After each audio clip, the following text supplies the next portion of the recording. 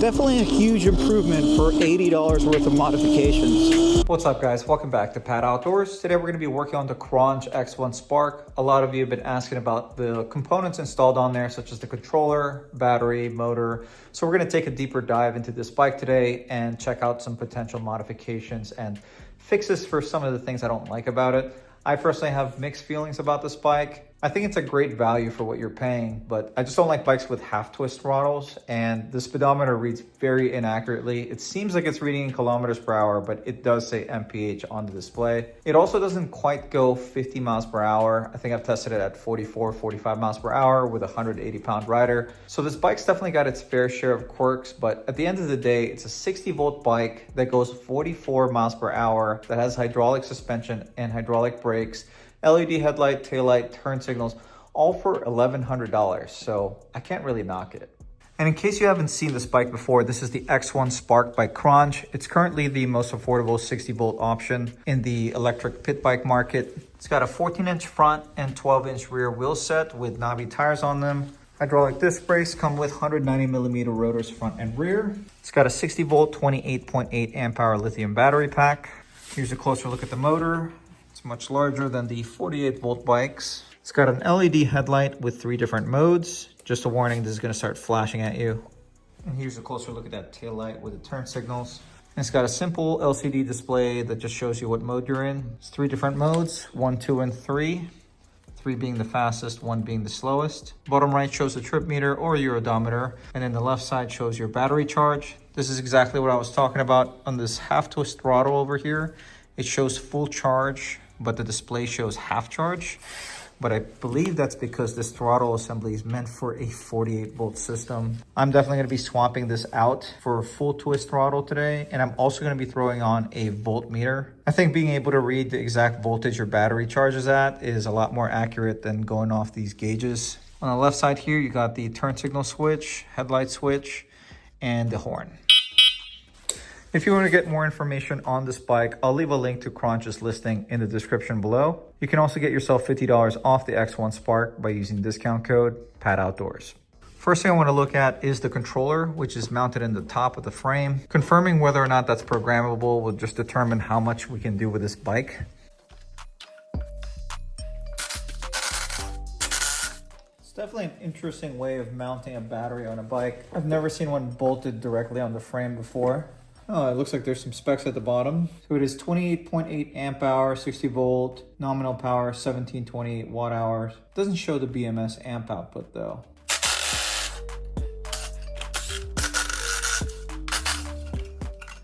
I have never seen this controller before, but apparently it has an output current of 260 amps. And here's what this area looks like. This looks like a voltage step down converter.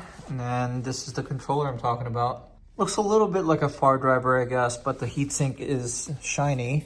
And the main connector is definitely different. I don't know if you can see this, but it says output current 260A. I was thinking about throwing in a far driver controller to see if we can get more power out of this thing, but the Hall sensor having 8 wires on the connector is kind of intimidating me. But here's what a 76 volt 20 amp hour battery looks like, just mocked inside the frame. There seems to be plenty of space for a larger battery. Can maybe do a 72 volt 30 amp hour.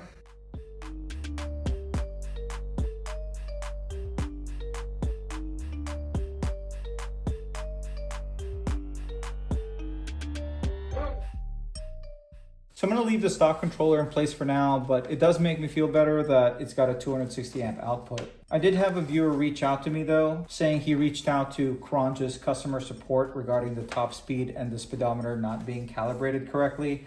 And they gave him these instructions. They actually made an instructional video on how to adjust the speed limit. So this is telling me to disconnect the power source for 30 seconds, which we obviously just did. Plug the power supply back in and turn it on. Ensure the battery power is off before plugging it in. Shift to third gear, lift the rear wheel of the X1 Spark to spin freely, and slowly twist the throttle to maximum to reach the maximum speed displayed on the screen. So we're just gonna free spin it with no load. Once the speed reaches the maximum value, use the left side light button to fluctuate the speed up and down. That's pretty interesting. I've never seen a controller work with a light switch before. So that makes me even more intimidated to touch it. When the speed display begins to fluctuate, the setting is successful. Push the left turn signal button to the left to initiate speed reduction. When speed drops to 58, slide the turn signal button to the right and perform the up-down fluctuation operation again. The speed display will lock at 58. After completing the steps, the maximum speed displayed during idle will be 58. I'm assuming that means while it's free spinning in the air, while the actual riding speed will be capped at 50 miles per hour. Now these instructions make sense to me for calibrating the speedometer, though I'm not sure if that's actually going to change the top speed, but we'll test that out later. So let's plug the power supply back in, turn the power on. Okay, let's try this out. Mode 3.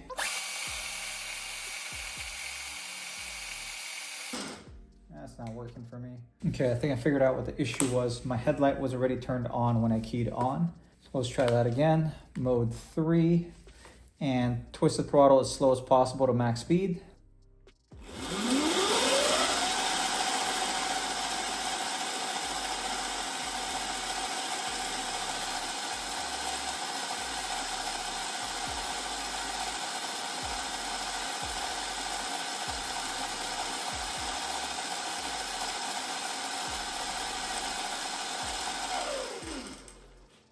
All right, I got it. So I just had to twist the throttle slowly till it's settled at the top speed. Then I turned the headlight switch on and off 8 times, and then the figure started blinking. That's telling me that it is ready to be adjusted. Then I slid the turn signal switch to the left, and then the number started dropping slowly. And when it got to 58, I just put it back in the middle, and then turned the headlight on and off again to save the setting. So now if I twist the throttle, this should max out at 58 miles per hour. Which apparently turns the top speed up to 50 miles per hour. But it sounds the same to me, so I'm not sure if it changed too much. But the speedometer calibration should be at least more accurate. All right, we got this thing fully charged. I want to take the bike out one last time before we make any physical changes to it, just to confirm whether or not that calibration did anything.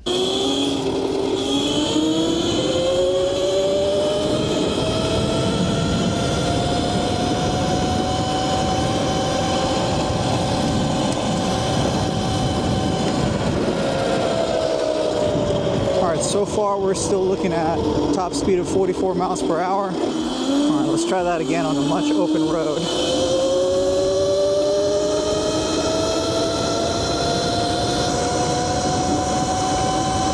Speedometer calibration is definitely still off. It's showing 58 right now.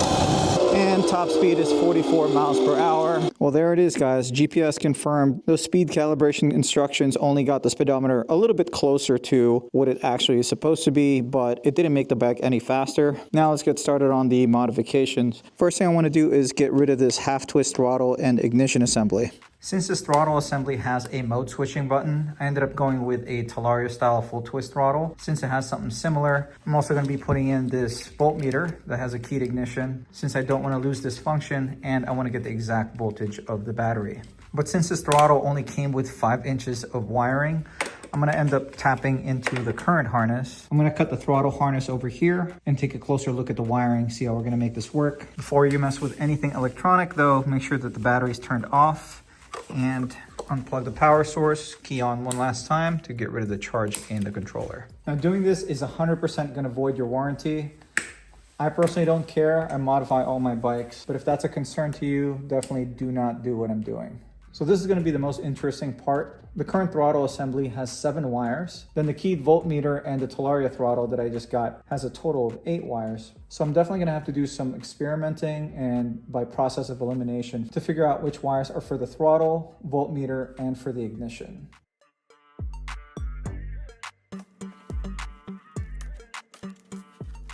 No going back now.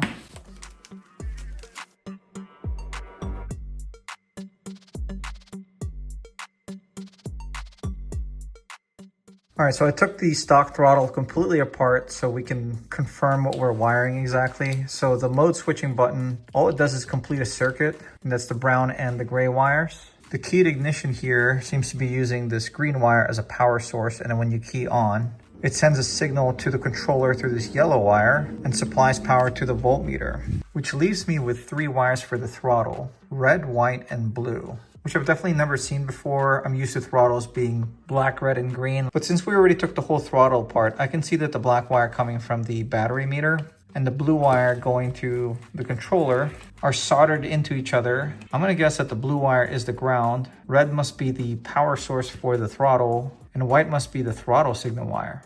So I'm gonna try that out first.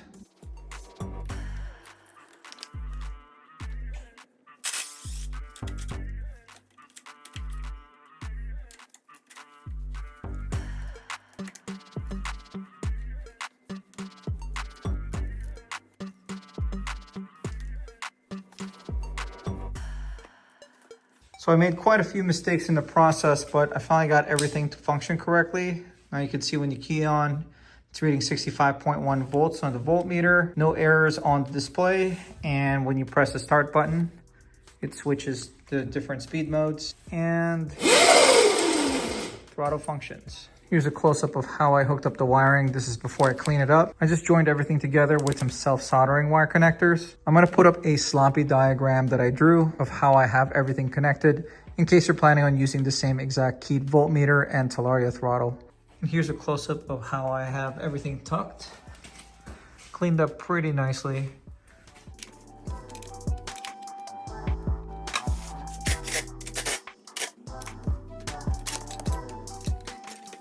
I like that this bike actually has a chain guard at the bottom. I don't think I've seen this on the Yasma or a Tudio.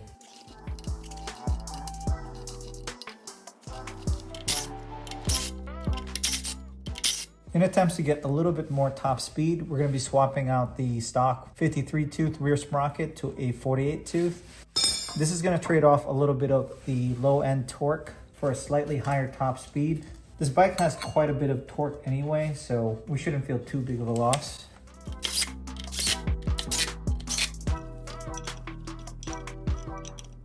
Here's what the sprockets look like side by side. The 48 is noticeably smaller, so we're gonna have to shorten the chain by a few links.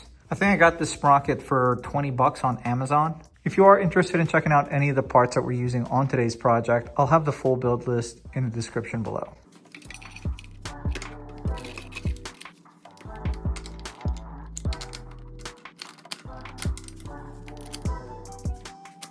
Oh yeah, we're definitely gonna have to shorten the chain by at least 2 to 4 links. I'm not gonna tighten the rear axle yet. Just enough so the brake disc rotor and all the spacers are in place, but we can still slide it back and forth so we can adjust the chain tension after we're done shortening the chain. This is the master link. Just gonna take that off.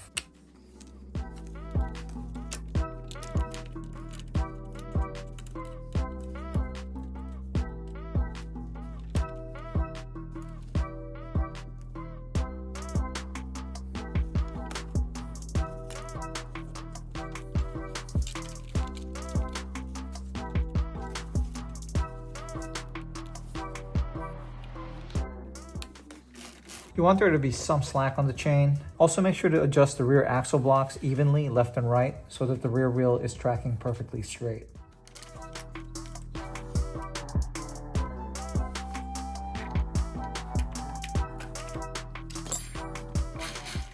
Now I'm going to do one last calibration attempt. I'm going to set it to mode 3.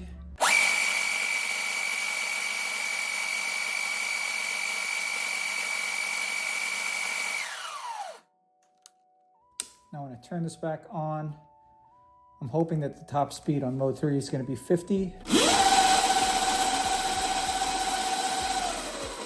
I've got a suspicion that this is going to be accurate now. It is freaking freezing, guys. 27 degrees.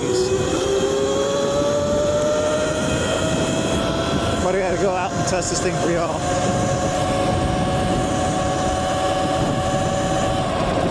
Oh, well, it's definitely faster already.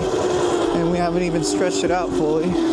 I can already tell that the speedometer is a lot more accurate though. So you can see we're cruising steady at 13 miles per hour on the display and the GPS is showing the same exact figure. So we fully fixed the speedometer inaccuracy issue, but let's see if this thing actually goes 50 miles per hour now.